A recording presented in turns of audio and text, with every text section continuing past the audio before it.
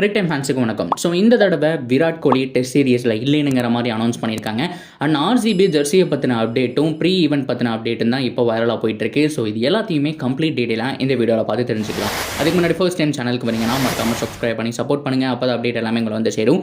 சரி வாங்க வீடியோக்குள்ளே போகலாம். ஸோ சவுத் ஆஃப்ரிக்கா T20 இன்னைக்கோட முடியுது. ஸோ இதுக்கப்புறம் விமன்ஸ் ஐபிஎல் வருது. ஸோ அதனுடைய அப்டேட்டையும் நான் இங்கே பதிவு பண்ணிக்கிறேன். ஸோ விமன்ஸ் ஐபிஎல் பொறுத்த வரைக்கும் மார்ச் 17 ஃபைனல் அப்படிங்கிற மாதிரி முடிவு பண்ணியிருக்காங்க. ஸோ அப்படி பார்க்கும்போது 17 முடியுதுன்னா அங்கிருந்து ஒரு 6 நாள் நம்ம கணக்கு போட்டோம் அப்படின்னா மார்ச் 23 ஐபிஎல் ஸ்டார்ட் ஆகிறதுக்கான அந்த ஒரு டேட் அப்படிங்கிறத ஃபிக்ஸ் பண்ணலாம். அப்படி இல்லைன்னா மார்ச் 23 28 ஏதோ ஒரு டேட் தான் ஃபிக்ஸ் பண்ண போகிறாங்க அப்படிங்கிறது கன்ஃபார்ம் ஆயிடுச்சு. பிகாஸ் பிளேயர்ஸுடைய அவைலபிலிட்டி, ஸோ அதாவது ஆஸ்திரேலியாவில் ஏதாவது சீரிஸ் இருக்கா, நியூசிலாந்து, அது மட்டும் இல்லாமல் இங்கிலாந்து அப்படின்னு சொல்லிட்டு இவங்க எல்லாருக்குமே எல்லா சீரீஸும் கம்ப்ளீட் ஆகிறதுக்கு தகுந்த மாதிரி அந்த ஒரு டேட் அப்படிங்கிறத ஃபிக்ஸ் பண்ணுவாங்க. ஸோ அதுக்கு முன்னாடி பயிற்சி ஆட்டம், ப்ரீ ஈவெண்ட் இதெல்லாமே நடத்தி முடிச்சிருவாங்க. சிஎஸ்கே பொறுத்த வரைக்கும் ஒரு ஈவெண்ட் நடத்தி முடிச்சிட்டாங்கன்னு சொல்லணும். அதாவது அவங்களோட ஜெர்சி லான்ச், அதில் நியூ ஸ்பான்சர்ஸ் வந்துட்டு அனௌன்ஸ் பண்ணியிருக்காங்க. அதுதான் 2 நாளாக ட்ரெண்டிங்கில் இருந்துச்சு. அண்ட் தோனி அவர்களை பொறுத்த வரைக்கும் ஏகப்பட்ட இடத்துல ட்ராவல் பண்ணிட்டு இருக்காரு. அண்ட் ரிஷப் பண்ட்டுடைய ஒரு வெட்டிங்லேயும் பார்த்தோம் அப்படின்னா இருந்தார். ஸோ ரிஷப் பண்ட் வந்துட்டு ரொம்ப உருக்கமாக ஹக்கெல்லாம் பண்ணி ஸோ அந்த வீடியோ வைரல் ஆகிட்டு இருந்துச்சு. சிஎஸ்கேவுடைய அப்டேட் முடிஞ்சா.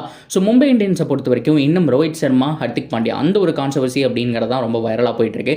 ஸோ ஹர்திக் பாண்டியா, ரோஹித் சர்மா அன்ஃபாலோ பண்ணதுக்கான ரீசன் என்ன அப்படிங்கிற மாதிரி தான் ஏகப்பட்ட பேர் பேசிகிட்டு இருக்காங்க.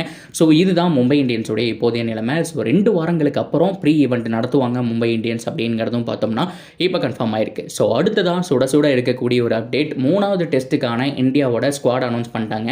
ஸோ அதில் 2 பேருடைய நேம் இல்லை. ஒன்று விராட் கோலி, இன்னொன்று ரவீந்திர ஜடேஜா. ஜடேஜா பொறுத்த வரைக்கும் ஃபேமிலி ப்ராப்ளம் அப்படிங்கிற மாதிரி சொல்லிட்டு இருக்காங்க.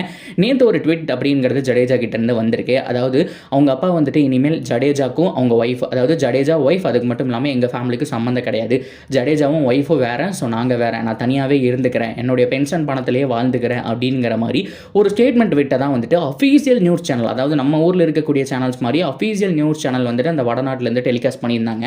ஸோ அதுக்கப்புறம் ஒரு நாள் கழிச்சு தான் சொல்கிறாரு, ஏகப்பட்ட பேர் ஸ்கிரிப்டட் இன்டர்வியூ, அது மட்டும் இல்லாமல் ஸோ இப்படி பேசுங்க அப்படிங்கிற மாதிரி சொல்லித்தரக்கூடிய விஷயங்கள், இது எல்லாமே என்னால் அக்செப்ட் பண்ணிக்க முடியல அப்படிங்கிற மாதிரி ட்விட்டரில் போட்டிருந்தாரு.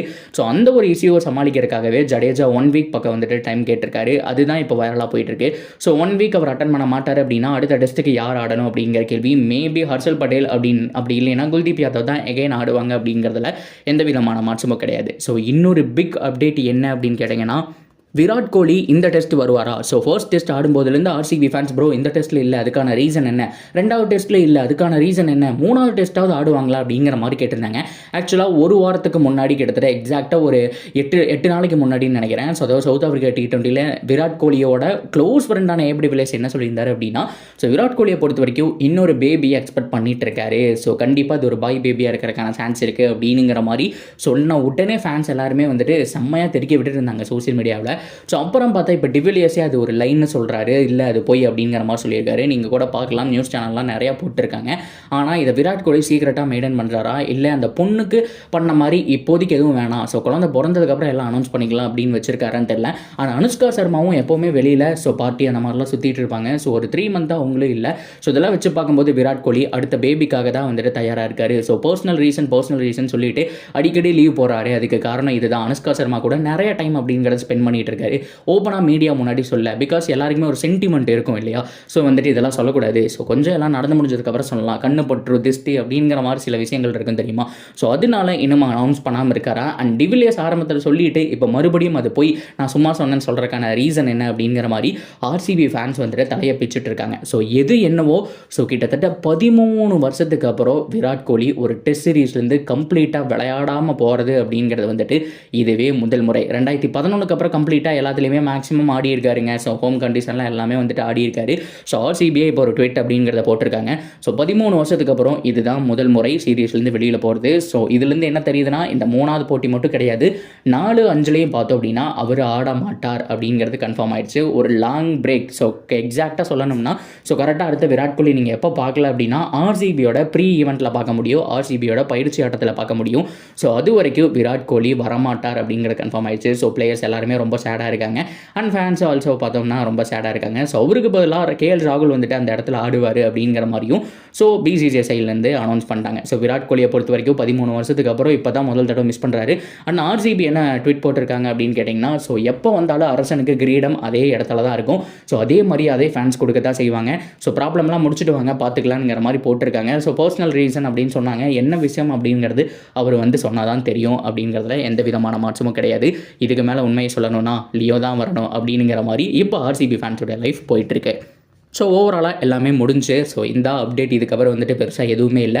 ஸோ ப்ரீ ஈவெண்ட்டோடைய அப்டேட் மட்டும் ஆர்சிபியில் நிறையா இருக்குது. நிறையா பேர் கேட்டிருந்தீங்க, ப்ரோ ப்ளூ ஜெர்சியில் தான் ஃபுல்லாக ஆட போகிறதா சொல்லிட்டு இருக்காங்க, அப்படி இல்லை க்ரீன் ஜெர்சியில் தான் ஆர்சிபி வந்துட்டு ஆட போகிறதா சொல்லிட்டு இருக்காங்க, சென்டிமெண்ட்டாக ரெட் கலர் செட் ஆகலையே அப்படிங்கிற மாதிரி கேட்டிருந்தீங்க.